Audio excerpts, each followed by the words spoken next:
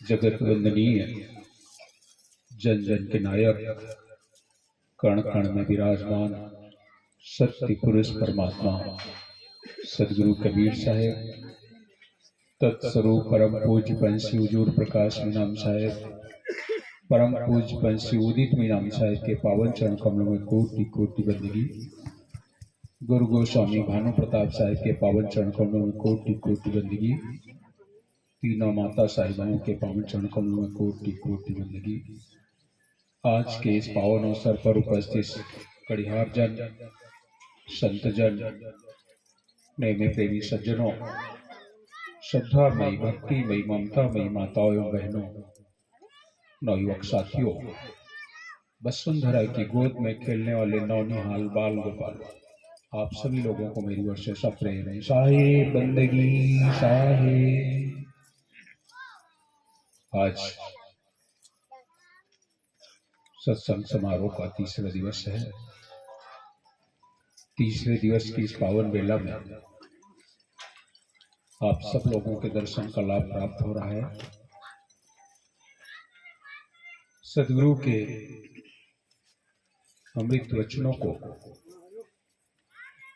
आप लोग दर्शन कर रहे थे। अभी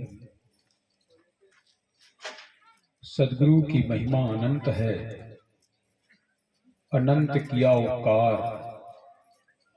लोचन अनंत उघाड़िया, अनंत दिखावना। सदगुरु की महिमा अपरंपार है, एक से अनेक, अनेक से एक, एके अनेके, अनेके सो एके। आपै धारमधारी साहेब, आपै खेल खिलाड़ी।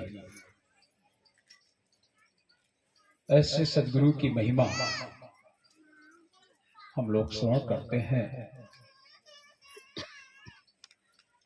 इस संसार में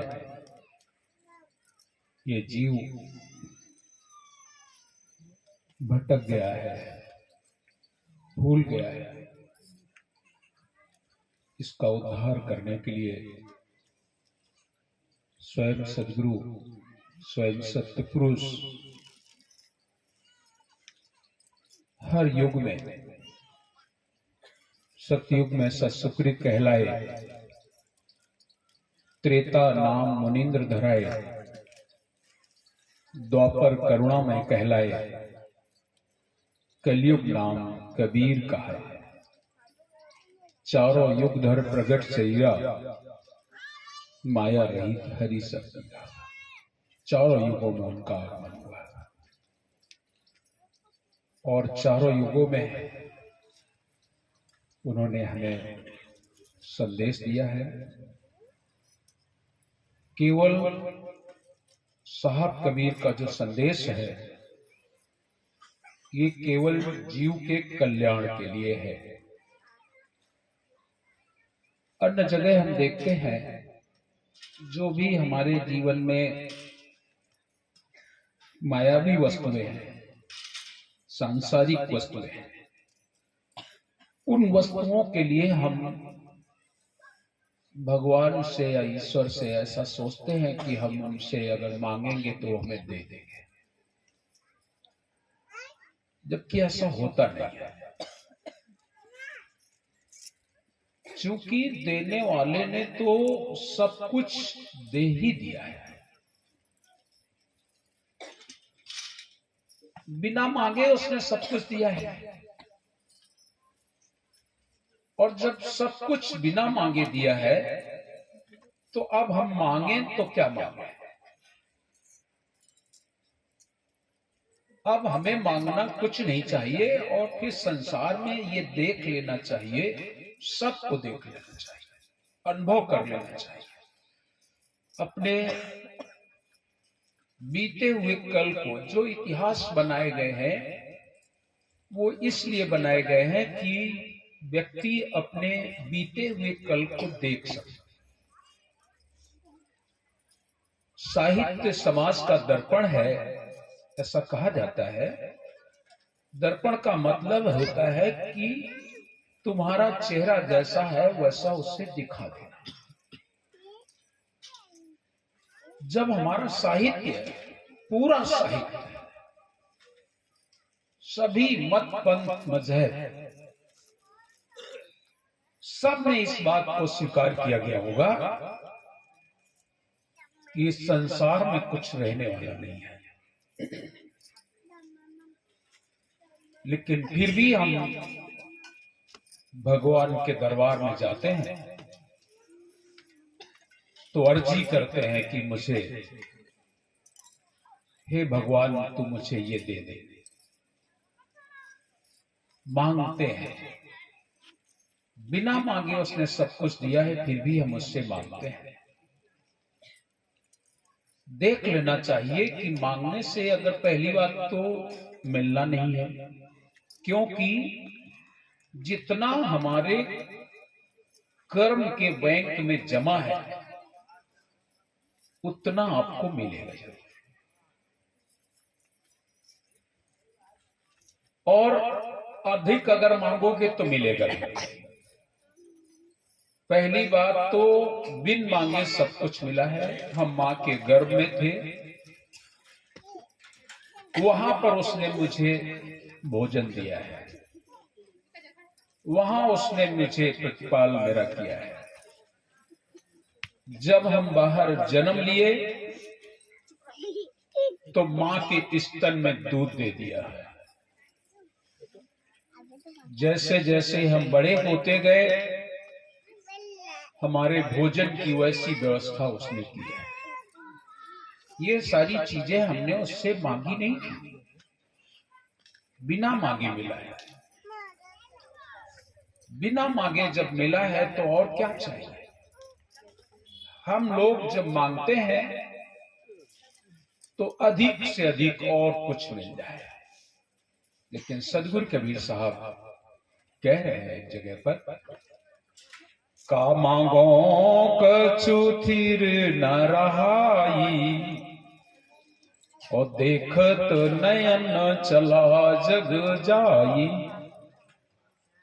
उन लोगों की ओर इशारा है जो भगवान के दरबार में जा करके और दे दे भगवान, और दे दे भगवान, ये दे दे, वो दे दे, ऐसा दे दे, वैसा दे दे। साहब कहते हैं कि तुम मांग रहे हो, लेकिन कुछ रहने वाला है क्या? का मांगो कछु थिर न रहाई, और देखत नयन चला जग जाई। लंका सी कोट समुद्र सी खाई, तारावण की खबर न पाई। एक लख पूत सवा लख नाती, और तारावण घर दिया ना बाती। क्या मांग रहे हो? कुछ स्थिर नहीं रहने वाला है, सब जाने वाला है। अगर आप मांग भी लेते हो कि हे भगवान मुझे एक बेटा दे दो, क्या गारंटी है? किस लिए मांग रहे हो? मुझे अंत में सहारा दे दो, मेरे जीवन का सहारा। इसीलिए तो आप लोग बेटा मांगते हो ना। धन दौलत जो भी मांगते हो, किस लिए मांगते हो? केवल इसलिए कि मेरा अंत में कोई सहायक बनेगा। लेकिन जो मूल सहारा है उसे तो आप मांग ही नहीं रहे। जो सच में सहारा बनने वाला है उसे तो हम भूल जाते हैं। अंत में हमारा जो मुख्य सहारा है, जो सच में साथ देगा, और कोई साथ दे या ना दे, लेकिन वो जरूर साथ देगा, उसे हम कभी नहीं मांगते। कभी भी हम भगवान के दर पे ये नहीं कहते कि हे भगवान तू मेरा हो जा, नहीं मांगते। जब मांगा तो धन दौलत महल खजाना, संसार की वस्तुएं आपने मांगी। संसार की वस्तुएं कभी आपके साथ न गई और न आपका साथ दिया। रावण का 1 लाख पुत्र और 1.25 लाख नाती रावण के मरने से पहले ही मृत्यु हो गई। क्या उनको सहारा मिला? तो आप कहेंगे अरे ये तो राक्षस थे। आप ऐसा कह सकते हो, ये तो राक्षस थे। तो देवताओं को सुना देते हैं। देवताओं को ध्यान दीजिए। राजा दशरथ के 4 बेटे थे। मरने के समय उनके मुंह में पानी डालने वाला कोई बचा था क्या? वो राक्षस थे, चलो राक्षस मारे गए, मार दिए गए, नहीं उनका कोई सहारा बना। लेकिन ये तो नहीं राक्षस थे ना भाई, ये तो भगवान श्री राम के पिता श्री है। अंत समय में चारों बेटे घर में नहीं। राम और लक्ष्मण चले गए जंगल, भरत शत्रुघ्न निहाल, और यहां राजा दशरथ प्राण छोड़ रहे। कोई शक। इतना ही नहीं, भगवान कृष्ण का कितना बड़ा परिवार था। भगवान कृष्ण का परिवार वैसे तो 56 करोड़ पूरा का पूरा उन्हीं का परिवार था। लेकिन जो मैंने पढ़ा है ग्रंथ में कि भगवान कृष्ण के 16,108 रानियां थी। और ऐसा भाई मैंने सुना पढ़ा है अपने आप कि उनके प्रत्येक रानी के 10-10 बेटे। अब आप विचार करो, इतना बड़ा परिवार, क्या भगवान कृष्ण के अंत में सहारा देने वाला कोई बचा था क्या? वो राक्षसों की बात छोड़ दो, ये तो देवताओं की बात है। 56 करोड़ यदुवंशी पूरा का पूरा भगवान कृष्ण के सामने मरा पड़ा था। कोई साथी नहीं होगा। इसलिए साहब कबीर कहते हैं का मांगो कछु थीर न रहाई। क्या मांगना है? अगर मांगना है तो साहब से एक ही चीज मांगो, हे स्वामी मोहे की जे दाया और छूटे सकल मोह माया। अगर आप दे सकते हैं तो हमारे जीवन का मोह खत्म हो जाए। क्योंकि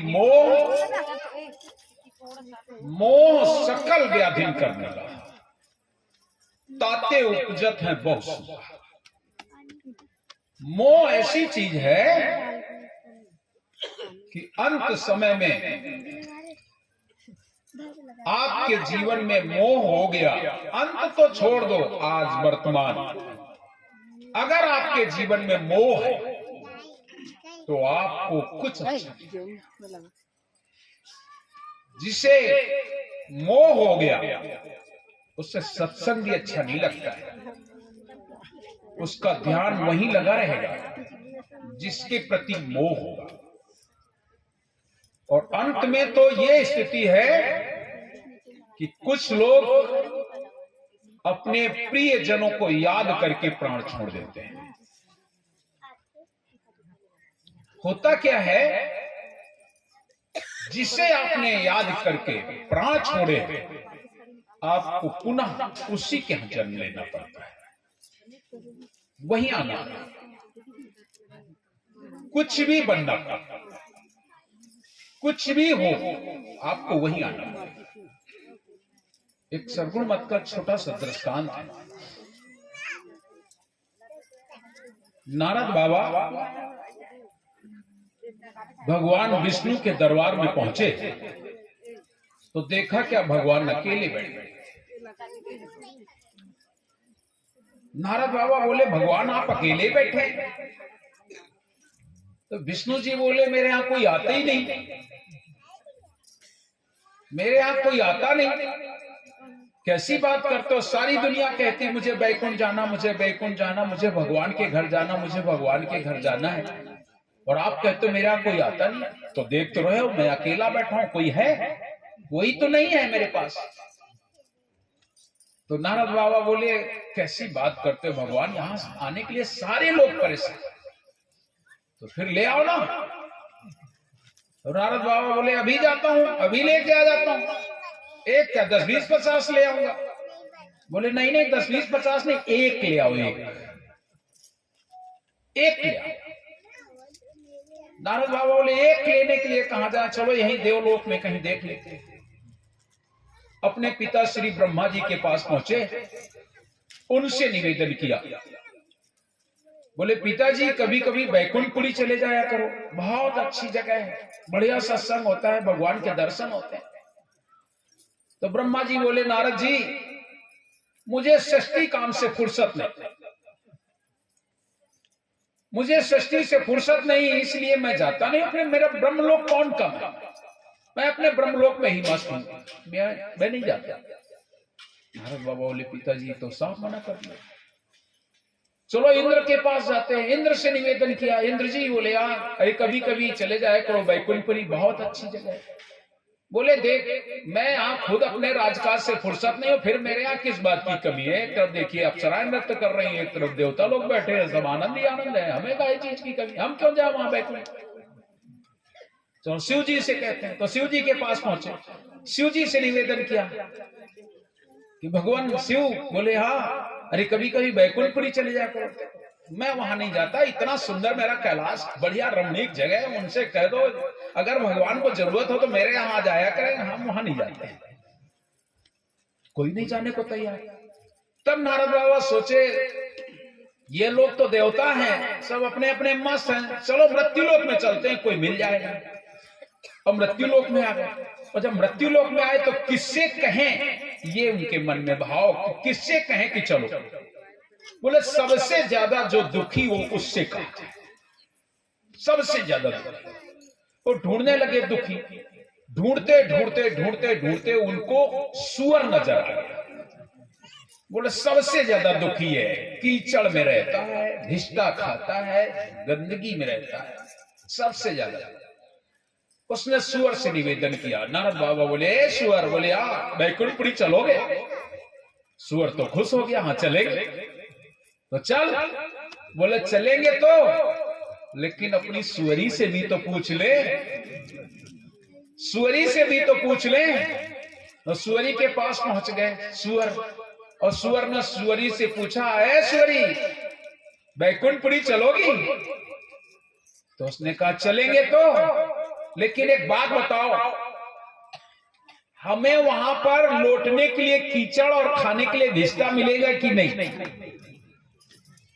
ये बात तो मैंने नहीं पूछी नारद जी से, चलो पूछ लेते हैं। नारद जी के पास आके पूछा, मेरी सुअरी चलने को तैयार है, लेकिन पूछ रही है लौटने के लिए कीचड़ और खाने के लिए भिष्टा मिलेगा कि नहीं। नारद बाबा बोले हाँ वहां ये कुछ नहीं मिलेगा, वहां तो सुंदर सुंदर भोजन मिलेंगे, बढ़िया बढ़िया बैठने के लिए रेशम के गद्दे मिलेंगे, अच्छी सी रजाइयां मिलेंगी वहां, और सुंदर सुंदर सब कुछ भोजन, अच्छे अच्छे मेवा मिष्ठान फल फूल, बढ़िया भोजन मिलेंगे। तो सुअरी भीतर से आवाज देती है, नारद बाबा तुम्ही को मुबारक हो बैकुंठ, हमारा यही सबसे अच्छा बैकुंठ। नहीं जाने को तैयार हुई सुअरी। नारद बाबा बोले ये तो पशु है, चलो किसी इंसान से कहते हैं। ढूंढने लगे इंसान को, किससे कहा जाए।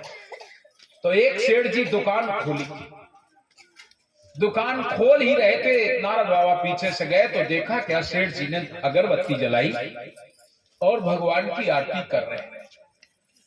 माथे में चंदन भी लगा हुआ था और अगरबत्ती लेके आरती कर रहे थे। नारद बाबा को लगा ये चले, देखिए माथे में चंदन भी लगा है और भगवान की आरती भी कर रहे हैं, ये जरूर चले। खड़े रहे वो सारे, आरती वारती जब उन्होंने कर ली तब नारद बाबा बोले सेठ जी और बताओ कैसा है। सब दया ऐसा बात की, 4 बेटे हैं, बढ़िया धंधा चल रहा है, अच्छी दुकान चल रही है, बड़ा आनंद सुख सब। नारद बाबा बोले सब सुख तो है, लेकिन मैं आपसे पूछना चाहता हूं बैकुंठ चलोगे। तो सेठ जी बड़े खुश हो गए, हाँ हाँ बिल्कुल बिल्कुल चलेंगे चलेंगे। चलोगे? बोले हाँ। तो कब चलोगे? चलो तैयारी कर लो। सेठ जी बोले चलेंगे तो, लेकिन नारद बाबा एक छोटा सा काम और रह गया है, इसके बाद आराम से चले। क्या रह गया? 4 बेटे हैं हमारे, एक बेटा मेरा शादी को रह गया।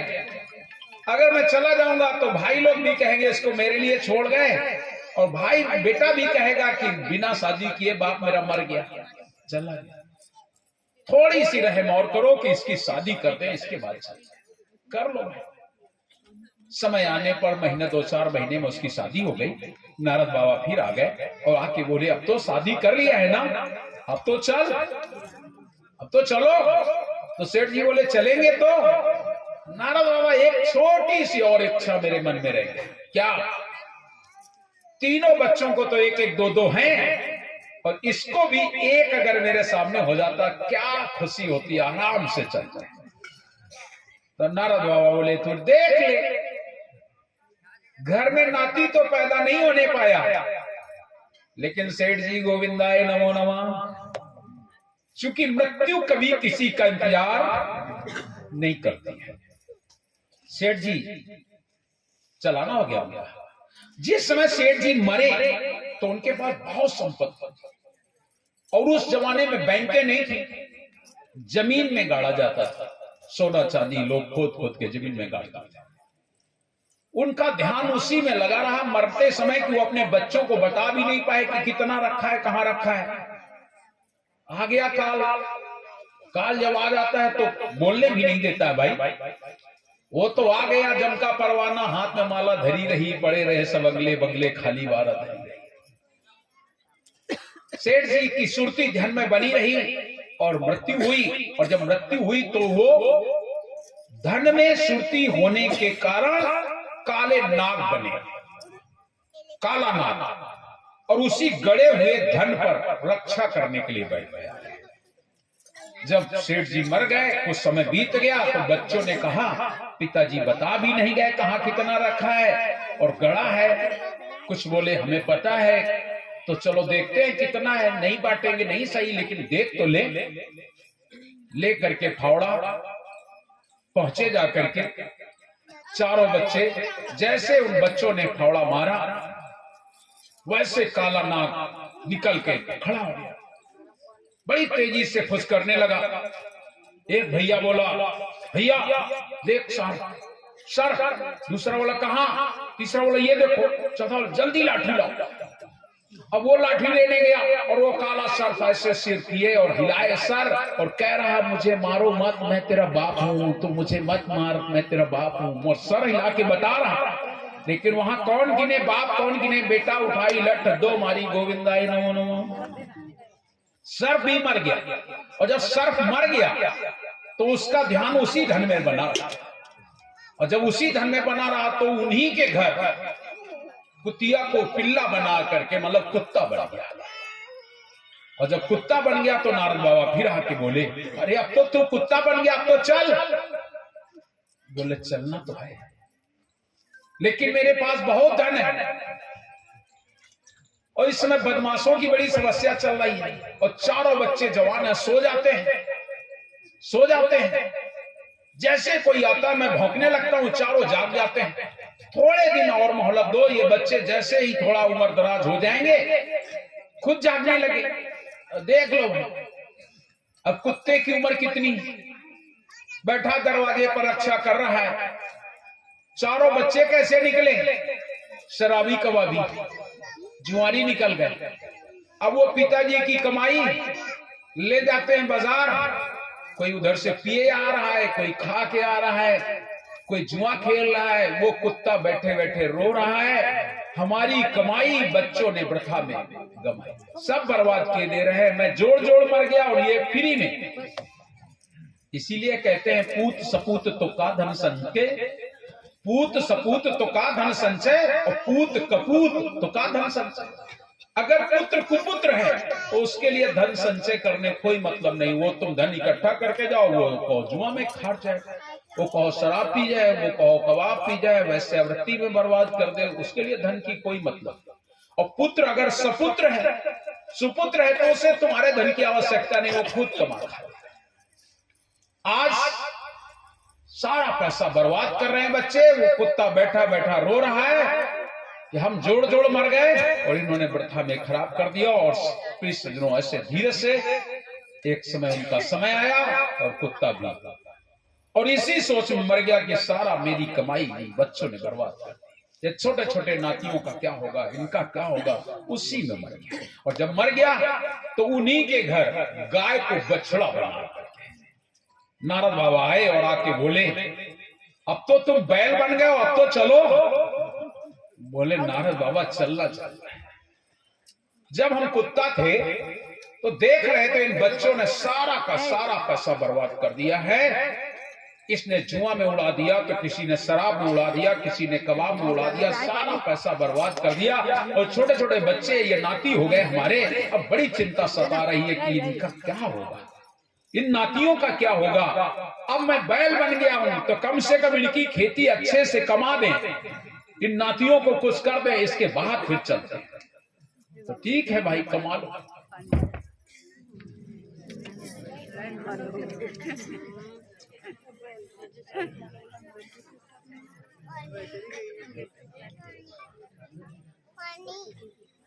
जब भी जाती है तो दृष्टा हो जाती है।